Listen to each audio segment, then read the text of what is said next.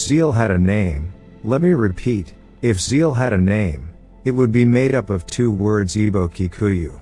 The Igbo community is found in Nigeria, while the Kikuyu or Ajikuyu people are residents of Kenya. I have intentionally left out localizing and regionalizing them to a particular area in Nigeria and Kenya for reasons that I'm going to give you.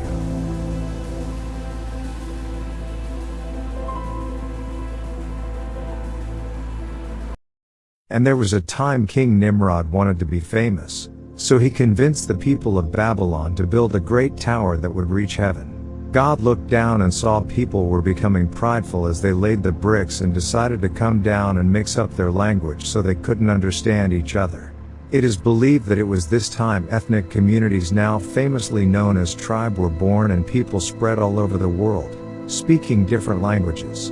In Africa, ethnic communities are more pronounced than in Western world. Now sit back, relax, and let me give an account of how the Igbo ethnic community compares with the Kikuyu people of Kenya. If zeal had a name, let me repeat, if zeal had a name, it would be made up of two words: Igbo Kikuyu. The Igbo community is found in Nigeria, while the Kikuyu or Ajikuyu people are residents of Kenya. I have intentionally left out localizing and regionalizing them to a particular area in Nigeria and Kenya for reasons that I'm going to give you. The reason why I didn't want to localize Igbo people to southeastern Nigeria is because, if you go to north, south, east, west or central of Nigeria, you will find Igbo people doing business. They would probably be even settled in the most remote areas of Nigeria doing what they do best, trade. The same case applies to the Ajikuyu communities in Kenya. They are also traders in all corners of Kenya, even in the most remote areas, and if you are keen, you would find them in your village settled and doing farming or trade, even speaking the local language as if they were born there. Before you say I'm exaggerating, let me say that the Igbos and Kikuyu people are traders and thrive in delivering goods and services throughout the world. To be precise, the Igbo and Kikuyu people of Kenya are very hardworking and business-minded. They value their independence and are mostly self-employed or even run a side hustle even if they have a permanent employment. They place a very high value on money, more than any other community in their respective countries, and as a result, they are very enterprising. It is rumored that their minds are boggling business ideas 24/7 and are more likely to be an entrepreneur in their lifetime compared to other communities. This means that they generate a lot of employment compared to other communities. Let me put a disclaimer here. It does not mean that other communities in Kenya or Nigeria are not hardworking. No. It is just that these two communities embrace the culture of trade more. They also practice agriculture, and their lands are fertile, and thus the reason a majority will engage in trade of agricultural produce in larger proportions than other communities. You would probably see the zeal for business more clearly when you meet a young Igbo or Kikuyu person in their 20s. It is ingrained in most of them that making money is possible, so you would probably find them selling tomatoes, second-hand clothes, cooking and selling food, or doing household chores for those that have money to spare in campus to make extra cash. You would equally find an Igbo young person in the university doing similar business to earn extra cash. Some even sell the Ankara clothes online or even storm online platforms such as YouTube and Twitter to make extra cash. They both have the art and craft passed on from generation to generation. If you would think that capital of starting a business is an issue, they are more likely to take loans because they are less risk-averse compared to other communities. If you see a lecturer in the university who is probably a Kikuyu, he is most likely to be also doing some form of trade besides lecturing. Some may be either into farming back in the village, which could either be in the form of dairy or tea farming. Underestimate them at your own risk by assuming that a professor is just a professor because you met him or her in class. You see those cars selling cabbage from the boot in the evening or tomatoes to people that are going home from work in Nairobi. It may probably be his car selling his or her farm produce to make extra cash. Have you even thought about all the tailors doing the Ankara or the famous Nigerian outfits? It would probably be an Igbo man or woman.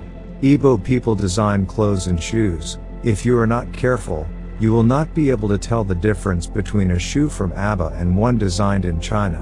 When it comes to making money, the Igbo and the Kikuyu people of Kenya do not mince their words or actions. Outside of their countries, the trade and art of doing business does not get off their minds. If you have gone to America or UK and found a restaurant with Kenyan delicacies, you would probably find the owner being a Kikuyu person. Most African shops distributing African food and items, or even, let me say on light note, if you need gari, plantain, yam etc. in diaspora, you will find that your supplier being Igbo. The quest for money and business has made them to be accused of many things, some of which include self-centeredness and greed. Their ability to grab every single opportunity for money has seen many misunderstand them. It has been rumored that some don't really care whether you are hurt in the process or not, when making their money. The thing is that some people don't really understand the mind of a businessman or woman. Most of them money comes first, everything else later. Have you ever heard the saying business and pleasure does not mix? That is it. They are also said to be stingy, which could be a misunderstanding, as the sacrifice that comes with making the money is immense. This is a weakness, as most businessmen and businesswomen have only one thing in mind: the money and careful spending. It is rumored that the most successful businessmen and women come from these two communities in their respective countries. As a result, their political orientation plays a huge role, because they invest a lot to make sure that the leader in every successive election protects their businesses, wealth, and that the policies that are proposed are favorable. If care is not taken, other communities feel as if they are under siege or held hostage for the sake of their businesses. Besides business, the Igbo and Kikuyu ethnic communities have similar cultures. They both value their traditional beliefs. Traditional Igbo religion included the belief in a creator god, Chukwu or Chineke, an earth goddess, Allah, and numerous other deities and spirits, as well as a belief in ancestors to protect their living descendants. The Kikuyu of Kenya traditional belief was that they were the descendants of Mumbi, who took a husband, Gikuyu, and produced 9 daughters. However, owing to colonization, most Igbo and Kikuyu people are now Christians, but some still practice a syncretic version of Christianity intermingled with indigenous beliefs. Also, both communities did not have a strong sense of ethnic identity until the arrival of colonial masters. In both cultures, women were very powerful before colonization. For example, the Igbo women played a major role in traditional political lives. They failed to recognize the political power and role of Igbo women and their strength in shaping their communities. As a result, they diluted their participation in community activities by not supporting a clear role in modern political institutions. Since then, Igbo women got excluded as the colonial masters promoted male-dominated society and economy, which led to exclusion of women and by extension children. Till to date, women find it difficult to inherit land except they have a son. Although they held countless protests to support independence of Nigeria and reject dilution of the democratic Igbo culture, the scars of inaction that were left linger till today and may remain so for generations to come, unless a decision to relearn Igbo culture is made.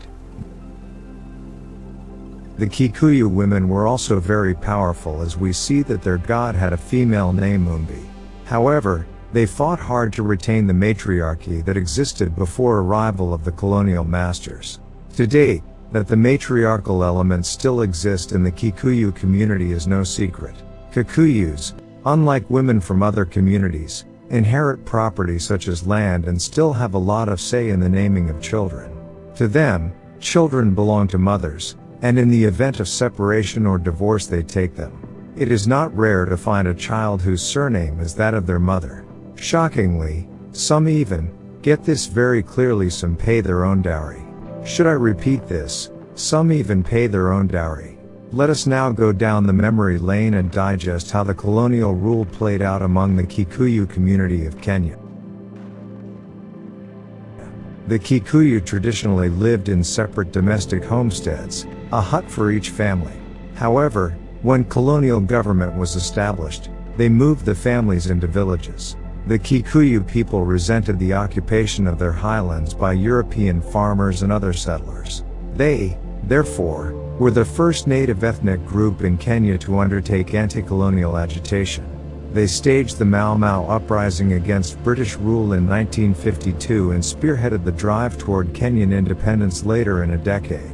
During the colonial rule and during the fight for independence, the Kikuyu women supported the men by providing food, administering oaths, and even sometimes they joined the rebels and fought alongside them for freedom. They also took care of children and siblings while their husbands, fathers and brothers were away in the forest fighting. Women in some instances would take oath of secrecy together with their husbands not to disclose details of their whereabouts and the activities of Mau Mau. Overall, the Kikuyus became the economic and political elite of independent Kenya. Just to conclude this podcast, let me say that we have so much to say about these two communities that we cannot finish in one video. When you meet a foreigner and you are a Kenyan, the question that will pop up so fast is, are you Kikuyu or Luo? And if you are Nigerian, the question would be, which part of Nigeria do you come from? Or are you Igbo or Yoruba? It is the sibling rival between these communities in their respective countries that makes them agitated before answering these questions, that you need to watch for in the next video. We, at Discover Love and Revive, are not ready to take the back sit. We will continue to bring the long-lacking consensus in Africa by re-examining the topic of tribe that is very immortal. Stay tuned and keep making the popcorns, because we will keep you informed in a way you have never imagined before. No doubt, we truly must relearn, reprogram and deal head-on with the ethnic stereotypes.